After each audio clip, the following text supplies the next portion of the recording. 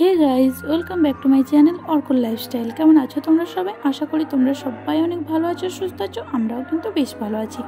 আমার নতুন আরও একটা ব্লগে তোমাদের সবাইকে ওয়েলকাম আর অনেক ভালোবাসা জানিয়ে ব্লগটা আজ এখান থেকে স্টার্ট করছি। আশা করছি এই ব্লগটাও তোমাদের অনেক ভালো লাগবে। তো সকালে উঠে ব্রাশ করে একদম চলে এসেছি কিচেনে। আজকে বাসি কাজ কিছু করা হয়নি, আর আজকে ঘুম থেকে উঠতে একটু লেট হয়ে গেছে। তো এইদিকে অর্কল দুধটা গরম করে নিয়েছি, আর এইদিকে কালকে ব্রেকফাস্টের জন্য ইডলির মাওয়া করার জন্য চাল আর ডাল ভিজিয়ে রেখে দিয়েছি। আর এদিকে দেখো দুপুরে লাঞ্চের জন্য সবজি কাটা হয়ে গেছে। ওইদিকে সয়াবিন বড়ির তরকারি করবো বলে সয়াবিন বড়িটা ভিজিয়ে দিয়ে দিয়েছি। আর সকালে আর তোমাদের সঙ্গে সেরকম কোনো কাজ শেয়ার করা হয়নি, তাড়াহুড়ো করে সব কাজগুলো করতে হয়েছে। তো এদিকে আমার দুপুরে রান্না সব হয়ে গেছে, ভাত, উচ্ছে ভাজা, ডিম ভাজা, আর এদিকে তরকারিটা হচ্ছে। আর আজকে যেহেতু রান্না করতে দেরি হয়ে গেছে, তাই আজকে আর বেশি কিছু করিনি। ওই কোনোরকম একটা তরকারি, উচ্ছে ভাজা আর ওই ডিম সেদ্ধ করে তারপরে ভেজে নিয়েছি। আর অর্কর খিচুড়ি তো করেছি, আর ওর জন্য ডিম সেদ্ধ করেছি। তো ও ডিম বলতে শুধু ডিমের কুসুমটাই খায়, তাও সেই জোর করে খাওয়াতে হয়। তো ওর জন্য ডিমটা আর ভাজিনি, আলাদা করে রেখে দিয়েছি। আর এই যে খাওয়া দাওয়া আমার করা হয়ে গেছে। আর সকালে কিন্তু ঝাড়ু পোছা করিনি গো, যেহেতু উঠতে দেরি হয়ে গেছে, তাই উঠে কিন্তু ব্রেকফাস্ট ওসব বানিয়ে তারপরে লাঞ্চের ব্যবস্থা করে তারপরে এই যে খাওয়া দাওয়া করে এখন ঘরগুলো ঝাড় দিয়ে নিয়েছি। আর অর্ককে খাওয়ানো হয়ে গেছে, ও ঘুম থেকে উঠেছে অনেকক্ষণ হলো। তো ওকে স্নান করিয়ে ওকে খিচুড়ি খাইয়ে দিয়েছি। আর ও এখন খেলতে লেগেছে, আর আমি এদিকে পরিষ্কার করে নিচ্ছি। আর আজকে না ওকে খাওয়াতে অনেকটা অসুবিধা হয়েছে, অন্যদিন খেয়ে নেয় অনায়াসি। আজকে কি হয়েছে, ওই যে ছোট বাচ্চাটা আসে না, ওর মা এসেছিল আমাদের কাছে জানতে, চাইল্ড স্পেশালিস্ট কবে কবে বসে বা কি করাতে হবে, কিভাবে নাম লেখাতে হবে সেসব জানার জন্য। তখন ওকে খাওয়াচ্ছিলাম, 1-1:30 মতো বাজে। তো ওর মাকে দেখে ও বায়না ধরেছে ভাইয়ের কাছে যাবে। এবার ওর বাচ্চাটা না ঘুমিয়ে গেছিলো, যে কারণে ওকে আর আনেনি। ও একাই জিজ্ঞেস করতে এসেছিলো, ওর বাচ্চাটার শরীর খারাপ, ঠান্ডা লেগেছে। তো কী হয়েছে, ওকে আর কিছুতেই তখন আর খাওয়াতে পারলাম না। ও সেই যাবে ওদের ঘরে। তোর বাবাকে বললাম বেশ ঠিক আছে, নিয়ে যাও ওকে, কিছুক্ষণ পরে নিয়ে এসো, তারপর ওকে আবার খাইয়ে দেবো খাবারটা গরম করে। তো তারপরে কিছুক্ষণ খাবারটা ঢাকা রেখে ওর পাপা উপর থেকে ঘুরিয়ে আনলো। তো ততক্ষণে আমি এইদিকে ঘরগুলো ঝাড়ু পোছা করে নিচ্ছি। তো এরপরে ওকে আর একবার খাওয়ানোর চেষ্টা করব। আর যেহেতু তখন খাওয়াইনি, তো যতক্ষণ আমি এই যে পরিষ্কার পরিচ্ছন্ন করছিলাম, ও ততক্ষণ কান্নাকাটি শুরু করে দিয়েছিলো। আর যেহেতু সকালে অনেকক্ষণ খাওয়াই ওকে, তো ওর কিন্তু খিদেও পেয়েছিল।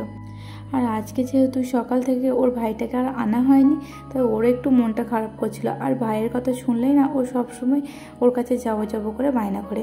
আর এলেও কি হয় জানো তো, ওর কোনো খেলনা ওকে দিতে চায় না, তখন কিন্তু হিংসা করে। ওকে কোলে নিলে বা কোনো ওর খেলনা দিলে আর না নিয়ে এলেও কিন্তু ও কষ্ট পায় ওর কাছে যাবে বলে। তো আজকে সকাল থেকে ওকে আর আনা হয়নি, আমাদের একটু উঠতে লেট হয়ে গেছে, যে কারণে কাজগুলো সারতেও কিন্তু একটু লেট হয়ে গেছে, তাই আজকে আর ওকে আনতে যাওয়া হয়নি। তো ওই ঘরটা পরিষ্কার করা হয়ে গেছে। এখন এই যে চলে এসেছি এই ঘরে। তো এই ঘরটাই বেশি নোংরা হয়, ওই ঘরে অর্ক সেরকম যায় না, 2-1বার খেলতে চলে যায়। আর ওই ঘরটা ওই খেলার জন্যই কিন্তু ফাঁকা রেখে দিয়েছি।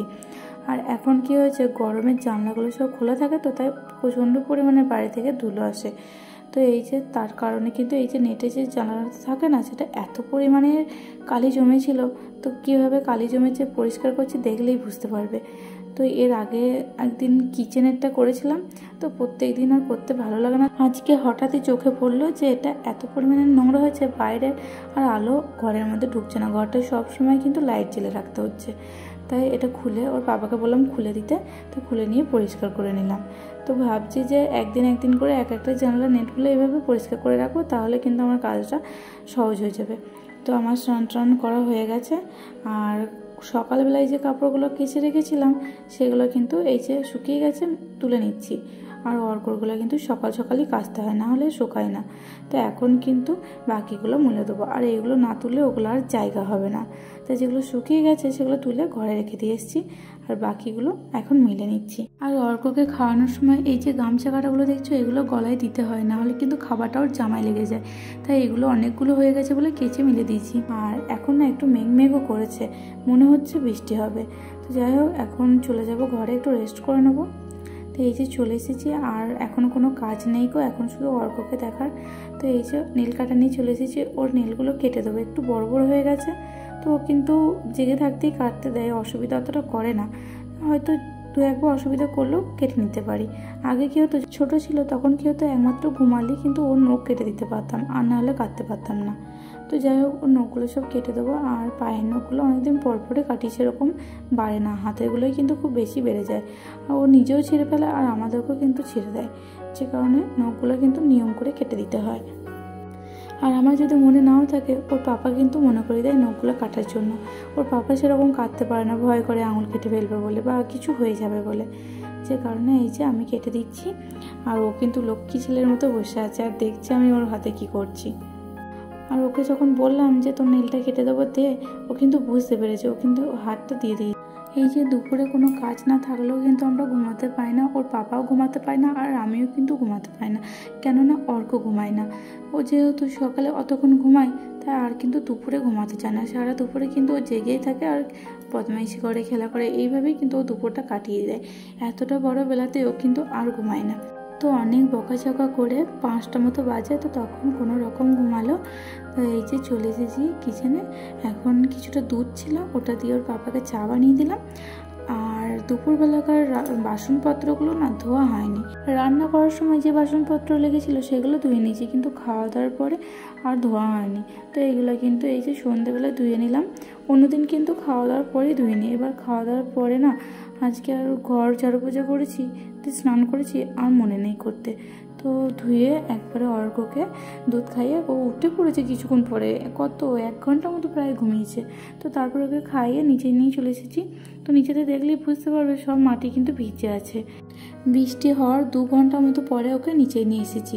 তো এই যে প্রথমে কিন্তু কোলেই নিয়ে বেড়াচ্ছিলাম, ভেবেছিলাম আর নামাবো না, কেননা নামালেই সে মাটি নিয়ে খেলা করবে, আর মাটি বলতে সবই তো ভিজে, তাই আর নামাইনি। আর আজকে কিন্তু মন্দিরেও যাওয়া হয়নি, গিয়েছিলাম ততক্ষণে কিন্তু পুজো শেষ হয়ে গেছে। আজকে যেহেতু যেতে একটু লেট হয়ে গেছিলো, তো নিচে কিছুক্ষণ খেলা করিয়ে ওপরে নিয়ে চলে এসেছি। এদিকে আটাটা মেখে নিচ্ছি। তো আজকে পরোটা করব। আর আজকে বৃষ্টি হওয়ার পর থেকে কিন্তু রাত্রে আবহাওয়াটা ঠান্ডা ঠান্ডাই করছে, যে কারণে আজকে পরোটা বানিয়ে নেবো। তো এই যে আমি পরোটাটা বানাতে লেগেছি, আর অর্ক বাইরে খেলতে বসেছে। নিচেই খেলা করে আসার পরে কিন্তু একটা এসে চকলেট খেয়েছে, আর তারপরে প্রেশার কুকারটা নিয়ে তখন থেকে খেলতে বসেছে। ওর বাবাকেও আর দেখতে হয়নি, আমাকেও দেখতে হয়নি, ও কিন্তু নিজের মতো খেলে নিচ্ছে। প্রেশার কুকার যেটা ওর খিচুড়ি বানানো হয়, সেই প্রেশার কুকারটা নিয়ে ও তখন থেকে খেলতে বসেছে। তো ভালোই হলো। এদিকে আমি কিন্তু পরোটাগুলো বানিয়ে নিচ্ছি। আর দিনেকার সয়াবিন আলুর তরকারি ছিল, তো সেটা দিয়েই খেয়ে নেবো। আর অর্কর জন্য গরম জল শেষ হয়ে গেছে, তো আমি পরোটাটা বানানোর পরে কিন্তু গরম জলটা করে নেবো। আর ওকে সন্ধ্যেবেলায় যেহেতু খাওয়াই, তাই একটু রাত করেই কিন্তু ওকে রাতের খাবারটা খাওয়াই, প্রায় 9:30 10টার পরেই কিন্তু ওকে খাওয়াই। এই যে আমার পরোটা করা হয়ে গেছে। তো এখন খেয়ে দিয়ে অর্ককেও খাওয়ানো হয়ে গেছে। এখন বিছানা ঝাড়াও হয়ে গেছে, আর ওর বিছানা পেতে নিয়েছি। এই যে মশারি টাঙাবো, তখন মশারির উপর দাঁড়িয়ে পড়েছে, মশারি টাঙাতে দেবে না। আর ও মশারি টাঙাতে গেলেই না, তখন ভেতরে ঢুকে না হয় বাইরে ওইভাবে দাঁড়িয়ে আটকায়, মশারি টাঙাতে দেবে না। তো ব্লগটা আর বড় করব না, এখানেই শেষ করছি। আর যারা যারা নতুন আছো, প্লিজ চ্যানেলটা সাবস্ক্রাইব করে আমার পাশে থেকো। ভালো লাগলে লাইক কমেন্ট শেয়ার করে দিও। তো দেখা হচ্ছে পরের একটা ব্লগে। ততক্ষণ সবাই সুস্থ থেকো, ভালো থেকো।